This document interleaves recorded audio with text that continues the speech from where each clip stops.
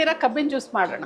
ಇವಾಗ ಬಿಸಿಲುಗಾಲ ಅಲ್ವಾ, ಸೊ ಅದರಿಂದ ತಣ್ಣಗೆ ಕುಡ್ಕೊಳ್ಳೋಣ ಅಂತ ಕಬ್ಬಿಲ್ದಿರನೇ ಕಬ್ಬಿನ ಜ್ಯೂಸ್ ಮಾಡ್ತಾ ಇದ್ದೀವಿ. ನೋಡ್ಕೊಳ್ಳೋಣ ಇಂಗ್ರೀಡಿಯೆಂಟ್ಸ್, ಬನ್ನಿ.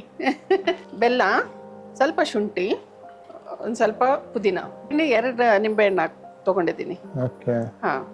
ಕಬ್ಬಿನ ಜ್ಯೂಸ್ ಅದೇ ಫ್ಲೇವರ್ ಬರುತ್ತಾ? ಹೌದು, ಕುಡಿದು ನೋಡಿ. ನೀವು ಕುಡಿದು ನೋಡ್ಬಿಟ್ಟು ನನ್ಗೆ ಹೇಳಿ, ಆಮೇಲೆ ಕಮೆಂಟ್ ಮಾಡಿ. ಕುಡಿದ್ಬಿಟ್ಟು ಕಮೆಂಟ್ ಮಾಡಿ ನನಗೆ.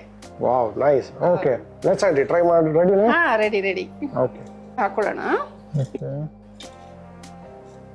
ಶುಂಠಿ, ಪುದೀನ. ಓಕೆ, ಕಬ್ಬಿಲ್ದೇನೆ ಕಬ್ಬಿನ ಜ್ಯೂಸ್ ಮಾಡೋಕ್ಕೆ ಬೇಕಾದ ಪದಾರ್ಥಗಳು ನೋಡ್ಕೊಳ್ಳಿ. ಶುಂಠಿ, ಪುದೀನ, ಬೆಲ್ಲ, ಆಮೇಲೆ ಇನ್ನೊಂದು ಇಂಗ್ರೀಡಿಯೆಂಟ್ ಹೇಳಬೇಕು.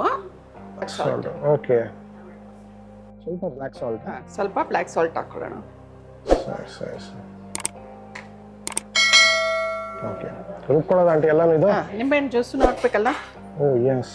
ಹಾಂ, ಇದು ಜ್ಯೂಸ್ ಹಾಕ್ಕೊಂಡು ಸ್ವಲ್ಪ ನೀರು ಹಾಕ್ಕೊಂಡು ರುಬ್ಬೋಣ. ಏನು ನೀರು ಹಾಕ್ಕೊಳ್ತಾ ಇದ್ದೀನಿ. ಇದು ರುಬ್ಕೊಂಬರ್ತೀನಿ ನಾನು.